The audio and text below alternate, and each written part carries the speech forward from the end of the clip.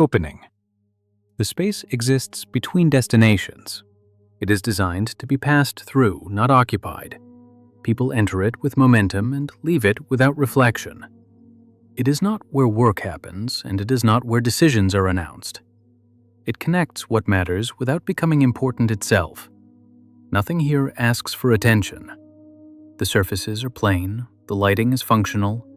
Objects appear only where they are needed to guide movement. The space does not invite interpretation, it assumes compliance. Transitional environments rarely present themselves as sites of power. They appear neutral, temporary, almost invisible, yet they shape behavior with remarkable consistency. Bodies slow down or speed up without instruction. Direction feels obvious even when it is never stated. There is no visible evaluation taking place, no forms, no metrics, no observers. Still, movement is not free. It is guided. Paths narrow and widen, access opens and closes. Some routes feel natural, others feel discouraged without explanation. The space organizes flow rather than people. It sorts motion instead of identity. Who moves through without interruption? Who waits? Who hesitates? These patterns emerge quietly, without comment. Nothing here records effort. No trace of intention remains. What matters is alignment with the expected rhythm. To move smoothly is to remain unnoticed.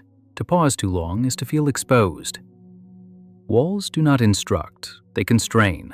Doors do not explain, they permit or delay. The environment responds only to action, never to justification. In these spaces, power operates through sequence. Before and after matter more than inside. The space prepares bodies for what comes next, even if no one names what that will be. Nothing is decided here, no outcome is delivered, but everything that follows has already been shaped. Observation. Movement through transitional spaces is rarely accidental. It appears natural, but it is shaped. The pace people adopt here is not chosen freely. It is adjusted in response to cues that feel obvious only because they are repeated everywhere. Corridors lengthen or compress time. Long passages encourage speed. Narrow ones slow the body down.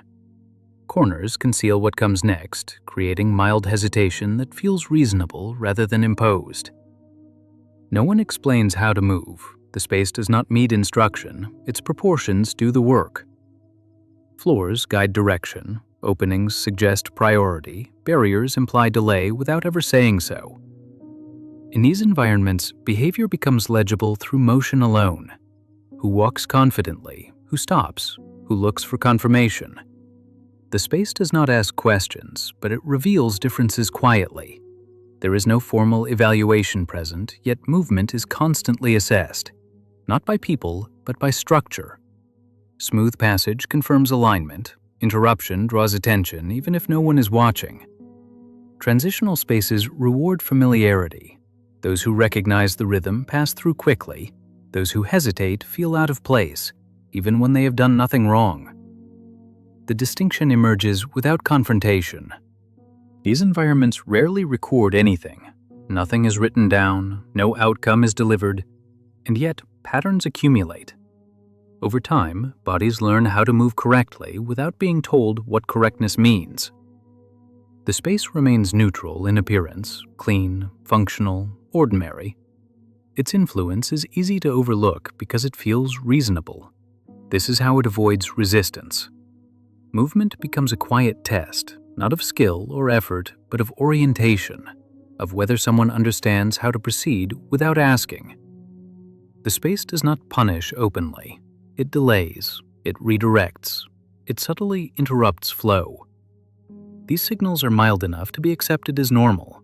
What passes unnoticed feels deserved. What slows down feels personal, even when it is structural. The environment offers no explanation either way. In transitional spaces, power does not announce itself as authority. It appears as sequence, as timing, as the difference between passing through and being held in place for just a moment longer. This is how movement begins to separate, without naming who belongs where, without ever calling itself evaluation. Movement as sorting. Over time, transitional spaces begin to do more than guide movement. They begin to register it. Passage itself becomes information, not recorded formally, but absorbed through repetition. The system learns who moves easily and who does not, without ever naming either. Speed starts to function as a quiet indicator, not speed as urgency, but speed as fluency. Those who move at the expected pace pass through without friction. Their movement feels correct. It draws no attention because it aligns with the rhythm already embedded in the space. Others move differently. They pause longer than expected. They hesitate at thresholds. They look for confirmation before continuing. These actions are small and often unconscious, but they introduce irregularity into an environment designed for flow. The space does not respond dramatically to these irregularities. It does not stop them outright. Instead, it introduces minor delays, a door that does not open immediately, a corridor that feels less direct, a moment where forward motion feels uncertain. These interruptions accumulate meaning over time, not as explicit feedback, but as experience. Some bodies learn that movement is smooth here, others learn that it requires adjustment. No categories are announced, no roles are assigned, and yet separation begins to emerge. Some pass through repeatedly without noticing the space at all. Others become acutely aware of it. This sorting happens without confrontation. There is no moment of judgment to react against. The environment remains polite, neutral, and consistent. That consistency makes its effects harder to question. Familiarity becomes an advantage. Those who know the expected pace, the correct path, the unspoken sequence move more easily. Their movement appears natural, even when it is learned. Unfamiliarity feels personal. Hesitation is experienced as individual uncertainty rather than structural design. The space never explains itself, so the burden of interpretation falls inward. Over time, people begin to anticipate resistance before it occurs. They adjust how they walk, when they pause, where they look. Movement becomes more careful where uncertainty is expected. This anticipation is not taught. It emerges through exposure, through repeated passage, through the quiet memory of delay. The space never changes. It does not need to. Its stability allows sorting to continue without renewal or reinforcement. The same layout produces the same effects again and again. In this way, transitional spaces organize without appearing to organize. They separate without labeling. They sort without measuring. Movement becomes the signal. Flow becomes the reward. Delay becomes the lesson. Nothing here claims authority. Nothing announces control. And yet, bodies leave differently than they entered. Machiavellian lens. Power has long understood the value of appearing indirect. Direct control invites resistance. It clarifies responsibility. It creates a visible point of tension. Transitional spaces avoid this by never presenting themselves as sites of authority at all. Movement is an ideal medium for this kind of power. It feels voluntary. People believe they are choosing their pace, their direction, their timing. The environment simply appears to accommodate those choices. But the structure quietly determines what kinds of movement are possible. Paths are opened or narrowed, thresholds are introduced. Sequences are arranged so that certain motions feel effortless, while others feel awkward or delayed. This allows power to operate without issuing commands. No one is told where to go. No one is instructed how to behave. And yet, behavior converges toward predictable patterns. The advantage of this arrangement is stability. When control is embedded into sequence rather than instruction, it becomes difficult to challenge. There is nothing to argue with, nothing to confront directly. Authority remains protected by distance. Decisions are not delivered in moments of confrontation. They are distributed across space, timing, and access. Responsibility dissolves into layout. Those who move easily are rewarded without being praised. Their passage confirms alignment without ever acknowledging it. Those who struggle encounter friction without being accused. This asymmetry is deliberate. Smooth movement feels deserved. Delay feels personal. The structure never claims either interpretation. By the time someone becomes aware of constraint, they are already inside it. The path behind them has closed quietly. The path ahead feels like the only reasonable option. Power benefits from this gradual narrowing. It avoids spectacle. It avoids conflict. It does not need to assert dominance because it has already shaped the field in which movement occurs. Transitional spaces also protect authority from accountability. When outcomes feel like consequences of movement rather than decisions, blame has nowhere to land. The structure appears neutral, functional, even helpful. It guides flow, improves efficiency, reduces confusion. These justifications feel sufficient because they are partially true. What matters is not whether movement is restricted, but how naturally that restriction is experienced. When limits feel obvious, they feel legitimate. In this way, movement becomes governance. Not through force, but through arrangement. Not through command, but through sequence. Power does not stand in the way. It builds the corridor. Modern framing, Greem. In modern systems, transitional spaces are rarely discussed as sites of control. They are framed as solutions, as improvements, as optimizations designed to make movement smoother and environments more efficient. The language surrounding them is practical: flow, access, circulation, safety, efficiency. These terms describe function, not authority. They suggest neutrality, even care. This framing matters. When control is presented as convenience, resistance feels misplaced. Few people object to clarity. Fewer still question spaces that appear to reduce friction.